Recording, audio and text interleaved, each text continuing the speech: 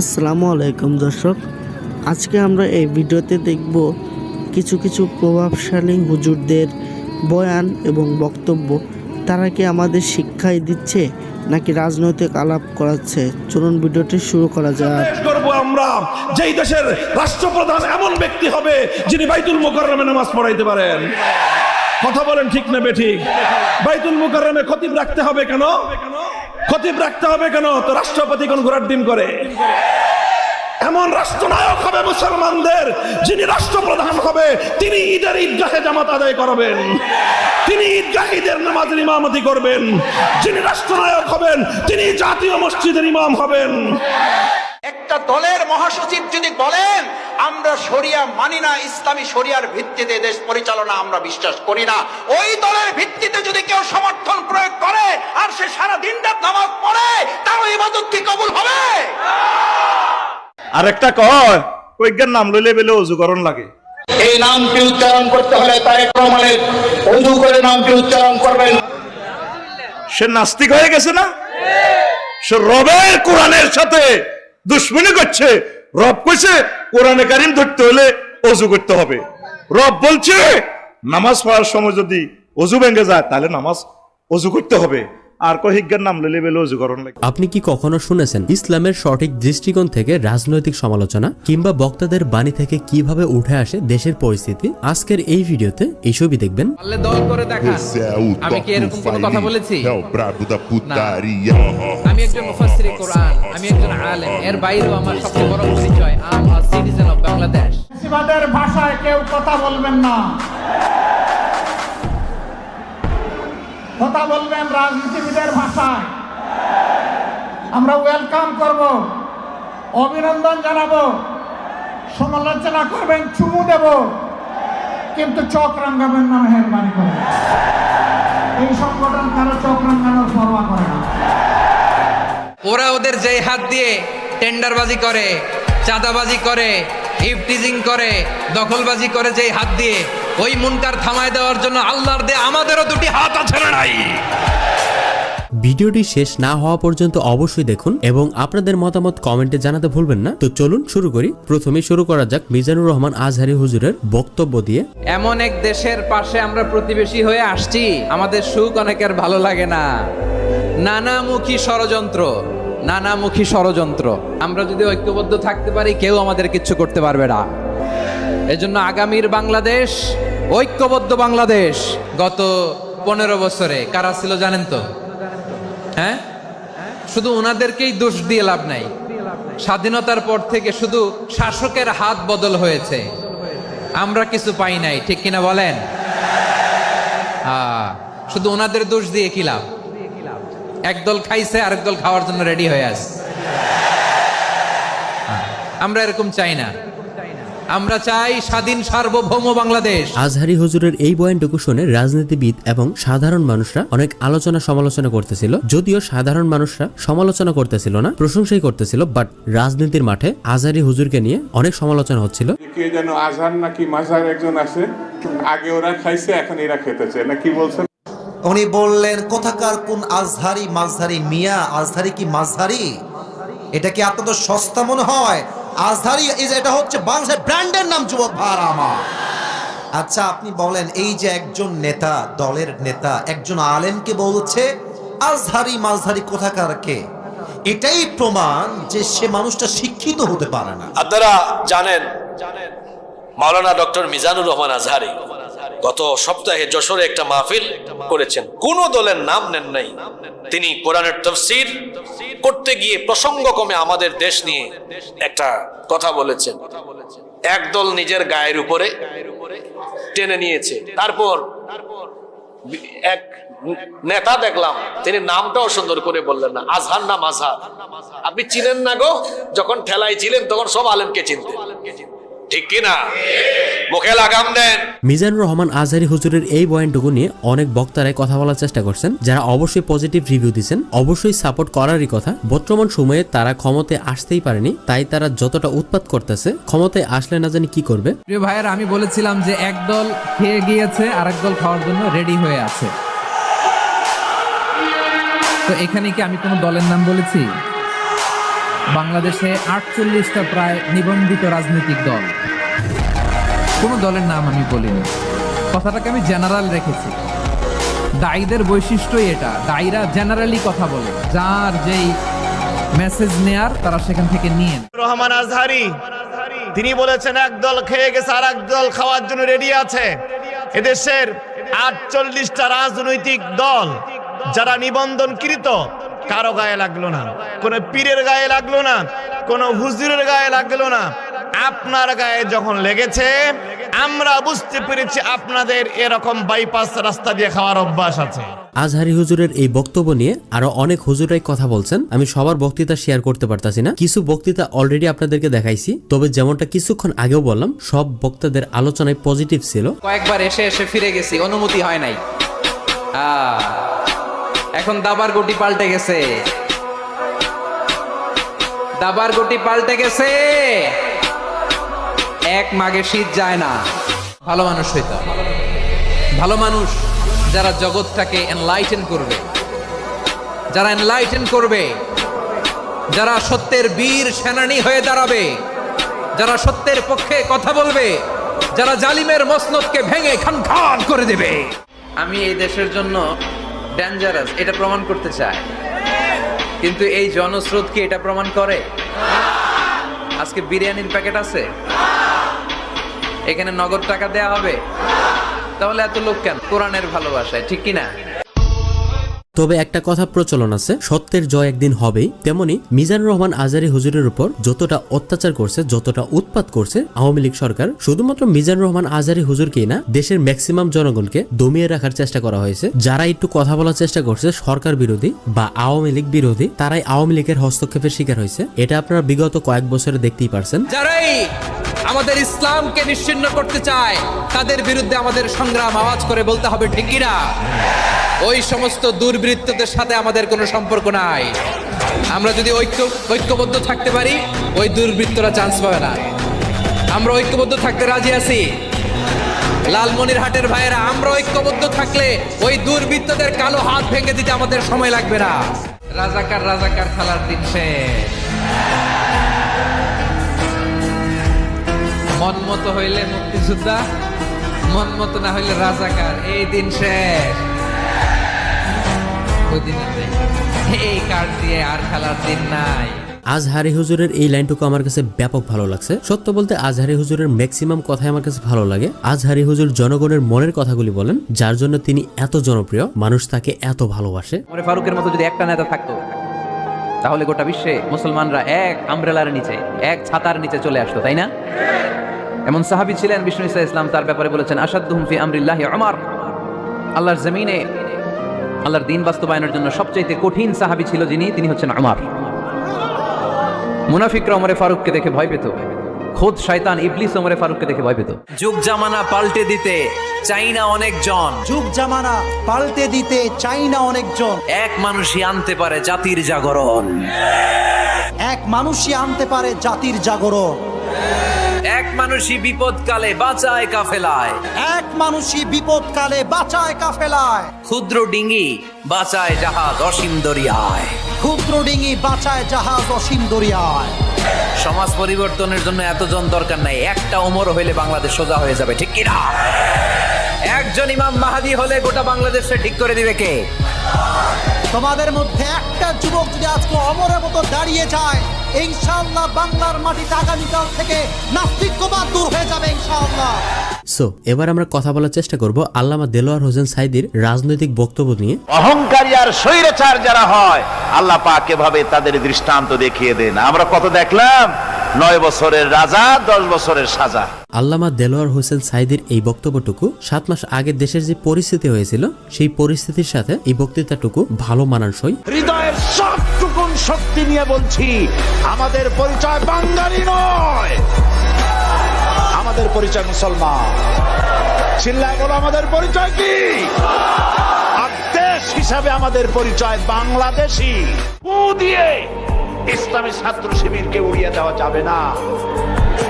রাজধানী থেকে শুরু করে প্রত্যন্ত অঞ্চল পর্যন্ত সর্বত্র শিবির ছড়িয়ে আছে। ইমানদার মুসলমানদের পরিজার ভিতরে শিবিরের জায়গা। আলহামদুলিল্লাহ বলে যুবকদের বলতে চাই, আর বাতিলের পেছনে ঘুরো না, আর তোমার ওই সব নেতাদের পেছনে ঘুরো না যারা নিজেরাও নামাজ পড়ে না, তোমাকেও নামাজের কথা বলে না। ওরা নিজেরা মিথ্যা কথা কয়, তোমরা টের পাও না? কি বলেন, টের পাওয়া যায় না? মারামারি করে নিজেরা আর বদনাম দেয় অপরের উপরে। চোখের সামনে যারা এরকম পারে, চোখের সামনে যারা এরকম পারে, তাহলে রাত 3-24 ঘন্টা তাদের আমলটা কেমন? অবশ্যই যারা রাজনীতির সাথে যুক্ত রয়েছেন তারা এই পয়েন্টটুকু ফলো করতে পারেন, আপনার জীবন সুন্দর হবে। আল্লামা দিলওয়ার হোসেন সাঈদীর মতো মানুষকে বলা হয়েছে তিনি ধর্ষক, নাউজুবিল্লাহ। তিনি খুনি, তিনি লুটেরা, তিনি অগ্নিসংযোগকারী। দেলু রাজাকারকে চালান দিয়েছে দেলওয়ার হোসেন সাঈদীর নামে। এখন সেই মামলার বাদী কেঁদে কেঁদে বলছে, বন্দুকের নলের সামনে আমাকে বাধ্য করা হয়েছে অভিযোগপত্রে স্বাক্ষর করতে। যারা বাধ্য করেছিল এখন আমি তাদের বিরুদ্ধে মামলা করতে চাই।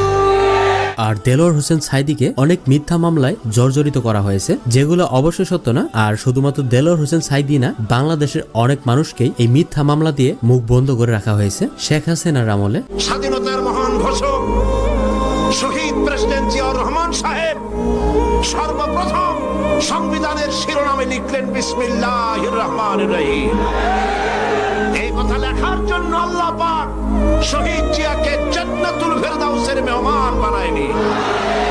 সো এরপর আমরা মামুনুল হকের বক্তৃতাগুলো শেয়ার করব। যদিও আমার একটু ডাউট আছে মামুনুল হক আসলে বক্তা নাকি রাজনীতিবিদ। তার অনেক বক্তব্যই আমি শুনছি, তবে তার কণ্ঠে আমি রাজনীতির মাঠের বক্তব্যগুলো শুনছি। আমার এই ডাউটটুকু আপনারা ক্লিয়ার করে দিন। যদিও আমি এই প্রশ্নটা কাউকে করিনি, আপনাদেরকে এই প্রশ্নটা করলাম, অবশ্যই আপনারা রেসপন্স করবেন। হ্যাঁ মুসলমান, প্রস্তুতি নাও। শহীদ আবু সাঈদ যেভাবে ফ্যাসিবাদকে বিতাড়িত করবার জন্য জালেমের বুলেটের সামনে মুখটা টান করে দিয়েছিল, বাংলার মাটিতে আরো আবু সাঈদ আছে না নাই? মনে রাখবে, আবু সাঈদ জীবন দিয়েছে, মরে যায় নাই। আবু সাঈদের প্রাণ প্রদীপ নিভে গিয়েছে, আবু সাঈদ মরে নাই। আবু সাঈদ জীবন দিয়ে অমর হয়ে থেকেছে। খালেদা জিয়া বড় নেতা না আমি বড় নেতা? কারণ আমি খালেদা জিয়া এবং শেখ হাসিনার চেয়ে কোরআন হাদিস বেশি পড়াশোনা করেছি। আর কোনো কারণ না, আমি তাদের চেয়ে নিজেকে উত্তম বলে দাবি করতেছি না। কথা বুঝছেন? আমি বলি না আমি উত্তম। কে উত্তম কে অনুত্তম সেটা হয়তো আল্লাহ পাকের কাছে গেলে ফয়সালা আল্লাহ করবেন। কিন্তু আমি দুনিয়ার বিবেচনায় বলতেছি, আলেমান আমাদেরকে নিজেদের নেতা মনে করবেন। মামুনুল হকের এই প্রশ্নটাকে অনেকে অনেকভাবে নিতে পারে, তবে বিএনপির সাপোর্টাররা অন্যভাবে নিতে পারে। মামুনুল হকের এই পয়েন্টটুকু, যদি তাওহীদের পক্ষে কথা বলবার অপরাধে মামুনুল হকের কণ্ঠ স্তব্ধ করে দেওয়া হয়, এটা মামুনুল হকের ব্যক্তির কণ্ঠরুদ্ধ হবে না, এটা তাওহীদ এবং একত্ববাদের কণ্ঠকে স্তব্ধ করে দেওয়া হবে। আর কোন শিক্ষাঙ্গনে তোফাজ্জলদের মতো আর কোন মানুষকে যেন এভাবে বিচার বহির্ভূত হত্যাকাণ্ডের শিকার হতে না হয়। সকল বিচার বহির্ভূত হত্যাকাণ্ডগুলোকে তদন্তপূর্বক প্রকৃত দোষীদের বিরুদ্ধে ব্যবস্থা গ্রহণের দাবি জানিয়ে, তবে বিচারের কথা বলে কত মানুষকে গুম করে ফেলা হয়েছে, কত মানুষকে মেরে ফেলা হয়েছে, এর কোনো হিসাব নাই। বাংলাদেশের অনেক মানুষকে এখনো খুঁজে পাওয়া যাচ্ছে না, অনেক মানুষের লাশটা পর্যন্ত খুঁজে পাওয়া যাচ্ছে না। আপনারা মারবেন, আমরা মরবো, আমাদেরকে মেরে শেষ করতে পারবেন না। জেলখানায় ভরবেন, আপনার জেলখানা ভরে যাবে, আমাদের সংখ্যা শেষ হবে না। আমাদের প্রতি ফোঁটা রক্ত থেকে নতুন মর্দে মুজাহিদ জন্ম নেবে ইনশাআল্লাহ। হয়তো খেলাফত প্রস্তুত হও। এখন আর শুধু মাদ্রাসার ছাত্ররা না, প্রত্যেকটা বিশ্ববিদ্যালয়ে তাওহীদের পক্ষে, খেলাফতের পক্ষে, স্কুল কলেজ ইউনিভার্সিটির ছাত্ররা জীবন দেওয়ার জন্য তৈরি হচ্ছে। দাবায় রাখতে পারবে না ইনশাআল্লাহ। আমাকে আপনারা গ্রেফতার করতে পারবেন, আমাদের কণ্ঠকে স্তব্ধ করতে পারবেন না।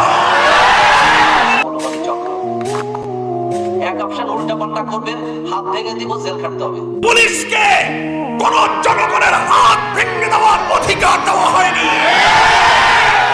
আদালতের কাছে আমরা দাবি তুলতে চাই, সেই কুষ্টিয়ার বিতর্কিত এসপি সাহেবকে বরখাস্ত করতে হবে, বরখাস্ত করতে হবে। প্রশাসনকে সাধারণ মানুষ এখনো বিশ্বাস করতে পারতেছে না, বিশেষ করে পুলিশ বাহিনীকে। পুলিশ বাহিনী সেই আস্থাটা ধরে রাখতে পারেনি। পুলিশ বাহিনীর হওয়া দরকার ছিল জনগণের বাহিনী, বাট হয়ে গেছে রাজনৈতিক বাহিনী। এই বিষয়টাকে আস্তে আস্তে চেঞ্জ করতে হবে, যদিও একবারে চেঞ্জ হবে না, আস্তে আস্তে চেঞ্জ করতে হবে, না হলে আবারও সেই একই অবস্থা হয়ে যাবে দেশটার। ভারত যদি বাংলাদেশের অভ্যন্তরে কোন হস্তক্ষেপ করতে চায়, 20 কোটি মানুষ একসঙ্গে রুখে দাঁড়াবো, একসঙ্গে। আমি জাতির কাছ থেকে জিজ্ঞাসা করতে চাই, আগামী দিনে ইসলামের কথা বলার অপরাধে, আল্লাহর পয়গম্বরের ইজ্জতের পক্ষে কথা বলার অপরাধে, শাপলা চত্বরের আমার ভাইয়ের রক্ত রঞ্জিত শাহাদাতের কথা বলতে গিয়ে হাটহাজারীতে আমার যে সকল সন্তানদের বুকগুলোকে জালিমের বুলেটের আঘাতে ধাক্কাতে হতে হয়েছে, ব্রাহ্মণবাড়িয়ায় যেভাবে পাখির মতো গুলি করে আমার সন্তানদেরকে শহীদ করা হয়েছে, সেই সন্তানদের পক্ষে কথা বলতে গিয়ে আমাদের কণ্ঠ যদি আবার চেপে ধরবার চেষ্টা করা হয়, তাহলে আপনারা রাজপথে তার মোকাবেলা করবার জন্য প্রস্তুত থাকবেন কিনা? মামুনুল হকের বয়ানগুলিতে অন্যরকম একটা দম থাকে, যার জন্য মামুনুল হকের বয়ানগুলি অনেকেই পছন্দ করেন। মামুনুল হক অনেক বিষয়ে কথা বলে, সেই বিষয়গুলোর জন্য অনেকবার জেলও খাটতে হয়েছে মামুনুল হককে। এদেশের মানুষ আর আওয়ামী লীগের রাজনীতি করবে না। আওয়ামী লীগের রাজনীতি মানুষকে হত্যার রাজনীতি, আওয়ামী লীগের রাজনীতি লুটপাট আর দুর্নীতির রাজনীতি, আওয়ামী লীগের রাজনীতি সাম্প্রদায়িক উস্কানি দিয়ে সাম্প্রদায়িক সংঘাত তৈরি করবার রাজনীতি, আওয়ামী লীগের রাজনীতি গুম আর খুনের রাজনীতি, আওয়ামী লীগের রাজনীতি আমার তাগড়া তাগড়া যুবক সন্তানদেরকে মায়ের বুক থেকে কেড়ে নিয়ে গুমের রাজত্ব কায়েম করবার রাজনীতি। গর্দানের উপর তরবারি রাখা হতে পারে, বুকের উপর বুলেটের আঘাত আসতে পারে, জান যেতে পারে, উম্মতকে সঠিক পথে নেতৃত্ব দেওয়ার পথ থেকে আলেম সমাজ সরে দাঁড়াতে পারে না। সো এরপর আমরা আবরারুল হক আসিফ হুজুরের অসাধারণ রাজনৈতিক ডায়লগগুলি শেয়ার করব। যদিও আসিফ হুজুর রাজনৈতিক বিষয়ে খুবই কম কথা বলে, তারপর আমরা খুঁজে বের করার চেষ্টা করছি আসিফ হুজুরের রাজনৈতিক বিষয়ের ডায়লগগুলি। আপনারা আন্দোলন করেছেন বিধায় আজকে আমরা তাফসীর মাহফিলে স্বাধীনভাবে কথা বলতে সক্ষম হয়েছি। অনেকে বৈষম্য বিরোধী ছাত্র আন্দোলন যারা করেছে তাদের দিকে আঙ্গুল তুলতে চায়, চোখ তুলতে চায়, যে আঙ্গুল ছাত্রের উপরে উঠবে সে আঙ্গুলকে তোমরা ভেঙে গুড়িয়ে দাও, ওই চোখকে তোমরা উপরে ফেলে দাও। আসিফ হুজুরের এই পয়েন্টটুকু আমার কাছে খুবই ভালো লাগছে। তবে আপনি যদি আসিফ হুজুরকে ফলো করে থাকেন বা তার বয়ানগুলো শুনে থাকেন, অবশ্যই আপনারা ধরতে পারছেন আসিফ হুজুর ম্যাক্সিমাম টাইমে মিজানুর রহমান আজহারী হুজুরকে ফলো করে থাকেন। এটাকে আমি খারাপ বলছি না, বিষয়টা ভালোই। একজন ভালো মানুষকে ফলো করাটা মোটেও খারাপ কাজ নয়। যুগ জামানা পাল্টে দিতে চাই না অনেকজন, যুগ জামানা পাল্টে দিতে চাই না অনেকজন, এক মানুষই আনতে পারে জাতির জাগরণ, এক মানুষই আনতে পারে জাতির জাগরণ। আমি কোন দলের লোক নই, আমি একদম একটা দলবিহীন লোক, বা দল আমি একদিন করবো, এটা আমার নিয়ত আছে। তবে হ্যাঁ, শিবিরের ব্যাপারে যে ট্রেন্ড গুলো আছে, নামাজ পড়লে শিবির, দিন কায়েমের কথা বললে শিবির, প্রেম না করলে শিবির, সুন্নাহ মানলে শিবির, যদি এটাই শিবির হয়, আমাদের প্রত্যেকের শিবির হওয়া উচিত। যুবক ভাই, আমরা 5 ওয়াক্ত নামাজ পড়বো তো পড়বোই, আল্লাহর জমিনে আল্লাহর দ্বীনকে কায়েম করেই ছাড়বো, ঠিক কিনা বলেন? যেমনটা আপনাদেরকে কিছুক্ষণ আগেই বললাম, আসিফ হুজুরের রাজনৈতিক বিষয়ে বয়ান খুবই কম। যাই হোক, এবার আমরা শেয়ার করব মাওলানা রফিকুল ইসলাম মাদানী হুজুরের রাজনৈতিক বয়ানগুলি। পালাবো না। কোথায় কাকা? পালাবো না কোথায়? এত দাম্ভিকতা, এত অহংকার ভালো না, এত দাম্ভিকতা, এত অহংকার ভালো না। যুবক, দুনিয়ার রঙিন স্বপ্ন বাদ দাও। এই উম্মার জন্য, এই জাতির জন্য, এই ভূখণ্ডের জন্য কারা কারা শহীদ হতে প্রস্তুত আছো, এই লাইনে দাঁড়াও। মাওলানা রফিকুল ইসলাম মাদানী হুজুরের এই বক্তৃতাগুলোর জন্যই তাকে কয়েকবার জেলও খাটতে হয়েছে। যদিও জেলে যাওয়ার পরও তার জনপ্রিয়তা একটুও ভাটা পড়েনি, বরঞ্চ মানুষের কাছে আরো বেশি জনপ্রিয় হয়েছে। শামসুদ্দিন চৌধুরী মানিক, দেখেন নাই কি ভয়াবহ পরিস্থিতি? আরে মাইনকা কলাপাতা নিয়া ভারত সীমান্তে গিয়া টুপি একটা লাগাইছে, জীবন ভর যে টুপির বিরোধিতা করছে মাইনকা সেই টুপি পরছে, জীবন ভর যে দাড়ির বিরোধিতা করছে মাইনকা দাড়ি রাখছে। তবে রফিকুল মাদানী হুজুর একদম স্ট্রেট কাট কথা বলে, কাউকে ভয় পাওয়ার চেষ্টাই করে না। আপনারা তার বয়ানগুলিতে অবশ্যই দেখতেই পারছেন। যে ব্যক্তি আওয়ামী লীগের সাধারণ সম্পাদক ছিল এই যে কিছুদিন আগে, সেই সাধারণ সম্পাদক কিশোরগঞ্জের সন্তান সৈয়দ আশরাফ সাহেব মারা গিয়েছে, তার মৃত্যুবার্ষিকীতে সাংবাদিকরা গিয়ে তার কবরস্থানে বসে আছে মৃত্যুর দিনে, অথচ একটা আওয়ামী লীগের নেতাও কবরের পাশে যায় নাই। পত্রিকাতে আসছে বেটা নেতা হয়ে গেছো, মইরা দেখো কবরের পাশে তোমার দলের কেউ যাবে না। সো এরপর আমরা র্যান্ডমলি বের করা বক্তাদের বক্তৃতাগুলো শেয়ার করব, যেখানে মিক্স করা থাকবে সব বক্তাদের ডায়লগই এই জায়গায় অ্যাড করার চেষ্টা করছি। যেমন মনে করেন আসিফ হুজুরের একটা ডায়লগ পাইছি, আবার আরেক জনপ্রিয় হুজুরের আরেকটা ডায়লগ পাইছি, সেই ডায়লগগুলি মিক্স করে এই জায়গায় আমি শেয়ার করতেছি, যাতে আপনারা কম সময়ে এই ডায়লগগুলি দেখতে পারেন। বিএনপি দল হতে পারে না যারা লুট করেছে, যারা 5 তারিখের পরে মানুষকে অত্যাচার করেছে। আমি বলবো তওবা করুন, শুদ্ধ হন, মানুষকে শান্তি দেন। এই লুটের দেশ, অত্যাচারীদের দেশ, এ দেশের জাতি আর দেখতে চায় না, আর দেখতে চায় না, আর রক্ত দিতে পারবো না। এক নেতা বলেছে রাজনীতির সাথে কোরআনের কোনো সম্পর্ক নাই।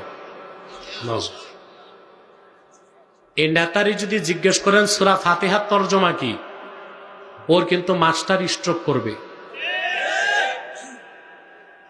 সূরা ফাতিহার তরজমা যে জানে না, এ কেমনে বুঝবে কোরআনে রাজনীতি আছে না নাই? কিছু মানুষ এখন কথাই আরম্ভ করেছে যে উঠলে আপনি রাজনীতির কথা বলেন। আরে ভাই, রাজনীতি যদি কোরআনে না থাকতো আমি ওই আয়াতটাই পড়তাম না। এর ভেতরে নামাজের কথা মাত্র 82 জায়গায় আছে। কয় জায়গায় বলেন বলেন? রোজা রাখা ফরজ মাত্র 1 জায়গায় আছে, হজ করা ফরজ মাত্র 1 জায়গায় আছে, আর রাজনীতি কোরআন দিয়ে করা লাগবে এটা 903 জায়গায় আছে। সুবহানাল্লাহ বলতে পারেন না? মুফতি আবির হামজা হুজুর সহ আরো অনেক হুজুরাই এই বিষয় নিয়ে কথা বলছেন, মানুষকে খুব সহজে বোঝানোর চেষ্টা করছে এই বিষয়টাকে। আর আরেকটা কথা বলতেই হয়, আমি যদি এই ভিডিওতে কোনো বক্তার রাজনৈতিক ডায়লগ মিস করে থাকি অবশ্যই কমেন্টে লিখে দিবেন, তাহলে আমি নেক্সটে যদি কোনো ভিডিও বানাই সেই ভিডিওতে তুলে ধরার চেষ্টা করব। আপনার কমেন্ট সহ অবশ্যই আপনার মাথায় থাকলে কমেন্ট করে দিবেন। আওয়ামী লীগের চান্দুরা এখানে বহুত আওয়ামী লীগের চান্দু আছেন, আমি জানি আজকে দাঁড়াইতে পারবেন না, দাঁড়াইলে ঘুষির চোটে আপনার নাক সানুক আমি নিজেই বানাইলাম আজকে। তবে এই হুজুরের কিন্তু আওয়ামী লীগের আমলে আওয়ামী লীগ সম্পর্কে অনেক প্রশংসা করছেন। যাই হোক, আমরা সেসব বিষয়ে যাব না আজকে। তবে আপনারা চাইলে কিন্তু আমি এই টপিকের উপর ভিডিও আনতে পারবো। আমার কাছে এরকম মানুষ সম্পর্কে অনেক নাম রয়েছে যারা তাদের রং বদলাইছে। যদি চান ফটাফট কমেন্ট করে দিন, বাকিটা আমি আপনাদের রেসপন্সের উপর দেখবো, কারণ ওই ভিডিওতে অনেক এফোর্ট দিতে হবে। আপনারা ইলেকশন করেন, হরতাল করেন, এই করেন সেই করেন, আমার কথাটা ছোট ভাই হিসাবে বিশ্বাস করেন। আমি কোনো দলের মানুষ না, আমি সবার শুভাকাঙ্ক্ষী। এই বাংলাদেশ ঈসা আলাইহিস সালাম শাসন করবে, এই ভারত ঈসা আলাইহিস সালাম শাসন করবে, এই জেরুজালেম ঈসা আলাইহিস সালাম শাসন করবে, এই আরবের যত কান্ট্রি দেখতেছেন সবগুলো ঈসা আলাইহিস সালাম শাসন করবে। তার আগ পর্যন্ত আপনারা এই খেলা চালাইতে থাকেন। জনগণ যদি এবার কোরআন ছাড়া একটা ভোট যদি কোরআনের বক্স ছাড়া অন্য কোনো বক্সে যায়, তার উপরে যে কি গজব আর আযাব লানত আসবে, এইটা আল্লাহ গফুর রহিম ছাড়া কেউ জানে না। জুলাই আগস্টে আপনাদের মনে থাকার কথা, কোন দলের ভিত্তিতে, কোন একক নেতার ভিত্তিতে সেদিন কিন্তু আন্দোলন সফল হয় নাই। সুতরাং আগামী দিনে বাংলাদেশ পরিচালিত হবে কোন একজন ব্যক্তির আনুগত্য নয়, বাংলাদেশ পরিচালিত হবে কোন একজন ব্যক্তির ক্ষমতায় যাওয়ার উপরে, দলের ক্ষমতায় যাওয়ার উপর ভিত্তি করে নয়। বাংলাদেশ আগামী দিনে পরিচালিত হবে, ব্যক্তি এবং দল ক্ষমতায় যাবে না। আমরা সিদ্ধান্ত নেব আগামী দিনে ক্ষমতায় যাবে ইসলাম এবং ইসলামের ভিত্তিতে বাংলাদেশ পরিচালিত হবে। সো আজ ভিডিওটা এই পর্যন্তই। ভিডিওটা কেমন হয়েছে অবশ্যই কমেন্টের মাধ্যমে জানাবেন এবং আমার এই চ্যানেলটা সাবস্ক্রাইব করে রাখবেন এরকম আরও নতুন নতুন ভিডিও পেতে। সবাই ভালো থাকবেন, সুস্থ থাকবেন। আল্লাহ হাফেজ।